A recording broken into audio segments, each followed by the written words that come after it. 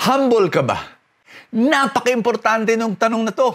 Kasi kung gusto mo magkaroon ng blessing, gusto mo umapaw ang blessing ng Panginoon sa buhay mo, gusto mo magkaroon ng kasiyahan, gusto mo magkaroon ng success sa bawat larangan ng buhay mo, kailangan mong maging humble.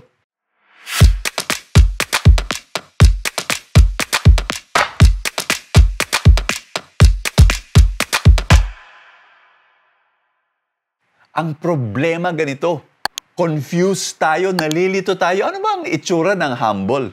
Kasi pag sinabi mo ang humble, ito ang itsura natin, yung taong nasa sulok, tahimik, nahihiya. Kasi yun two words na mali ang pagkaindi tayo ng humble. Number 1, shy. Number 2, silent. Ganon ang iniisip natin. Yung taong pag pinupuri mo, uy, ang talino mo. Dapat ang humble magsasabing, ay, hindi naman. Uy, ang galing na boses mo. Grabe, narinig kitang kumanta. Naku, hindi. Mali nga sa tono.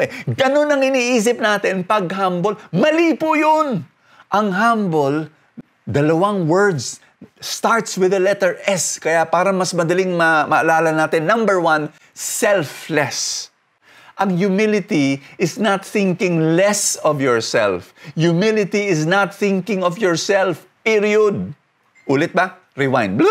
Masyado mabilis Humility is not thinking less of yourself.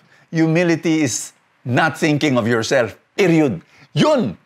Pag-isipan mo yun. Kaya nga, connected sa number 2, servanthood. Ang humility, servant. Ibig sabihin, serve ka lang. Gusto mo mag-serve. Kaya hindi importante sa iyo yung posisyon, yung title mo, whether magsiserve ka center stage or serve ka backstage, you are indifferent to that.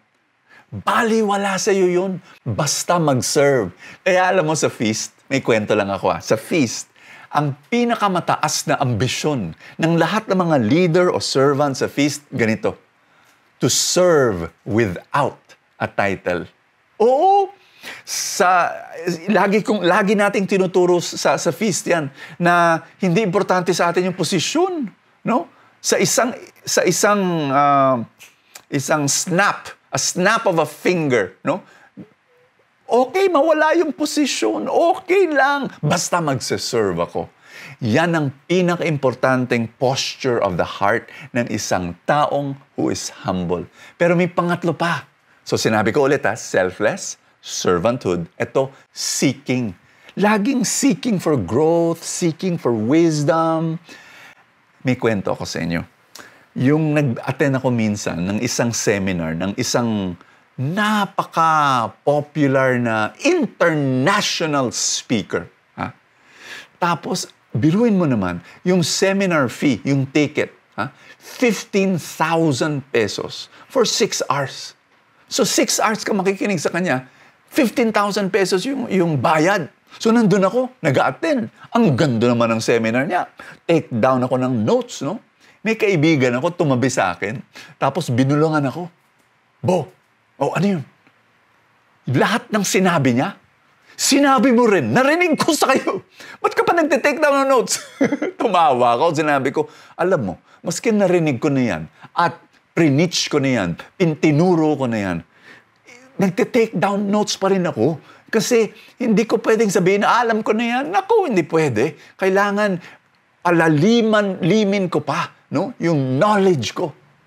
Pero alam mo, nag-reflect ako. Alam mo, totoo yan. Imagine mo, isipin mo lang kung talagang humble tayo. The wisdom, maski anong packaging niya, kung humble tayo, makikinig tayo Ang talino siguro natin. Pero yun ang problema. Pag yung wisdom galing sa yung mga tao sa paligid mo, nanay mo, best friend mo, ka-opisina mo, ka-prayer group mo, o prayer group leader mo, na maliit lang naman kayo, 30. Hindi tayo masyadong humble, hindi tayo nakikinig. Pero yung same wisdom, pag binitaw ng isang popular, world, global, international speaker, nakikinig ka. Sayang, di ba? Araw-araw nangungusap si Lord sa'yo sa mga normal at mga pamilyar na tao sa paligid mo. Yun ang ebanghelyo natin ngayon sa Luke 4. Sinabi ni Jesus, a prophet is not welcome in his own hometown. Bakit? Pride. Kilala namin to eh. Bakit kami makikinig? Pride. Sayang, hindi mo natanggap ang blessing ni Lord.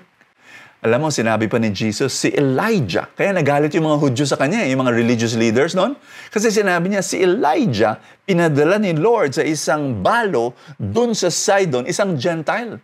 Tapos si Elisha the prophet sent to Naaman the Syrian, another Gentile. Nagalit yung mga religious leaders. Kasi basically, sinasabi ni Jesus, yung river, yung river of blessing, umupunta sa mga humble. Pumunta sa mga Gentile. Pero hindi pumunta sa mga Hudyo. Kasi mga Hudyo, yung mga religious leaders, ang yabang, hindi nakikinig. Kaibigan, gusto mo ba ng blessing? Kailangan maging humble ka. Magdasal tayo ngayon sa ngalan ng Ama at ng Anak at ng Espiritu Santo. Amen. Panginoon, turuan mo ako paano maging humble. Panginoon, sana makita ka at marinig ko ang boses mo. Nangungusap ka sa akin. Sa mga tao na ginagamit mo yung mga ordinaryong mga tao na nasa paligid ko. Maraming salamat. Sa pangalan ni Kristo Jesus. Amen. Sa ngalan ng Ama at ng Anak ng Espiritu Santo. Amen. Pwede ka ba magkwento sa comment section? I-inspire mo ako tsaka yung mga ibang magbabasa na mga karanasan mo na paano ka na-bless ni Lord nung naging humble ka. I-share mo. And I want everybody to be blessed. Maraming salamat sa mga full-tank supporters. Dahil sa inyo, we're able to do this mission.